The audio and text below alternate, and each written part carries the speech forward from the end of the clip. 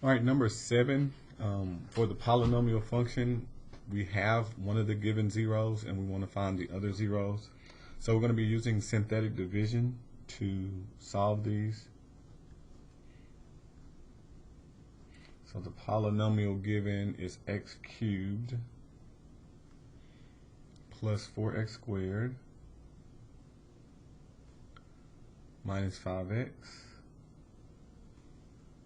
minus 20. And then one of the zeros given is -4. So I'm going to do -4 here in my little box. I notice I'll have all my terms, x cubed, squared, single x, and constant. So I'm going to list the coefficients. That'd be 1 in front of here, and then 4, -5, and then -20. We're going to draw a line down. Bring the first term right down. Multiply below the line, so -4 times 1 is -4. Combine, we get a 0. -4 times 0, we get 0. Combine, and we get -5. -4 times -5, we get a +20. Combine, and we get 0. So you have to notice that these came from x cubed, x squared, x, and then no x. Whenever you do synthetic division, this degree drops by 1. So instead of starting with x cubed, we start with x squared. So this is 1x squared plus 0x, so we don't need it, and then -5. All right, so this is 1, 0. This is my remaining polynomial. It's a quadratic, so we can solve those. Set it equal to 0. We're going to add 5 to both sides, so we get x squared equals 5. And then once you take the square root of both sides, you get that x equals positive or negative square root of 5. So your other two solutions, because you have to have 3, -4 is one of them, and then the other two are positive, negative square root of 5.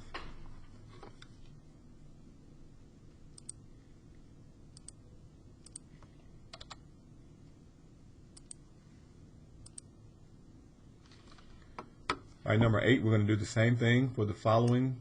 1 0 is given. We're going to find the remaining zeros.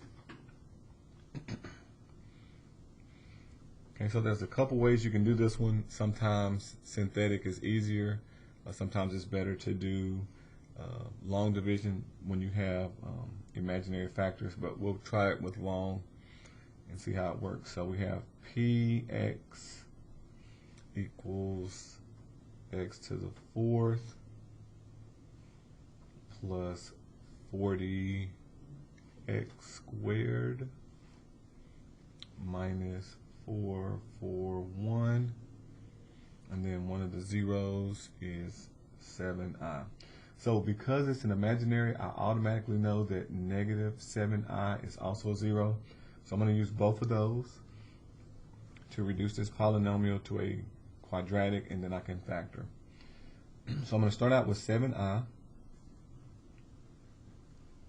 and then I have x to the 4th, so I'm going to write 1 because it's a coefficient. I don't have an x to the 3rd, so I have to put a 0. And then I have 40 for my x to the squared, and then I don't have a single x, so 0, and then minus 441. So bring the first term right down.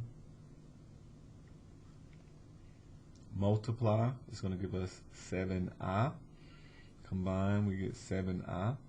Now here, when you do 7i times 7i, 7 times 7 is 49. I times I is I squared. I squared is equal to -1. So you're going to end up with a -49. So again, what that is, if I do this off to the side, 7i times 7i, what we get is 49i squared. And I squared equals -1. So when you do -1 times 49, you get -49. So that's what we get here. Combine, and we get a -9. Then we multiply 7i times -9. It's going to give us a -63i. Combine, -63i. All right, and then last we're going to multiply 7i times 63i. So again, the numbers when you multiply, those are going to be some big numbers. So let's just use a little calculator here. We're going to do 7 times 63. I think it should be 441. Okay, so we get 441, but it's a negative 441, and then it's a negative I squared. I squared will be a negative 1, which will change that back to positive, so you'll end up getting positive 441. So again, side note, what's happening here is I get a negative 441 I squared. That I squared changes the sign, so it makes that positive. Ends up with a 0 here, which is what we should get because we're told that 7i is a 0. Now, since 7i is a 0, this is also a 0. The beautiful part of synthetic division is that once you find a 0, if you know you have another one, you can just pick up where you left off. So I don't have to start over from the original polynomial. I can continue going from the remaining polynomial and just type in negative 7i here as my box number. Bring the first term straight down. Negative 7i times 1 will give me a negative 7i. Combine 0. 7i times 0 is 0. Combine negative 9. Negative 7 and negative 9 is a positive 63i. So positive 63i. Combine, we get 0. So what we expected. So we started out with x to the 4th. When I brought this down, this was x to the 3rd, and now we're at x squared. So this is x squared minus 9 equals 0. So when we solve this, we add 9 to both sides, so that gives us x squared equals 9. And then we take the square root of both sides, and we get x equals positive or negative 3. So we get the other factors, positive or negative 3, and the negative 7i. So the remaining zeros are positive or negative 3, comma, negative 7i.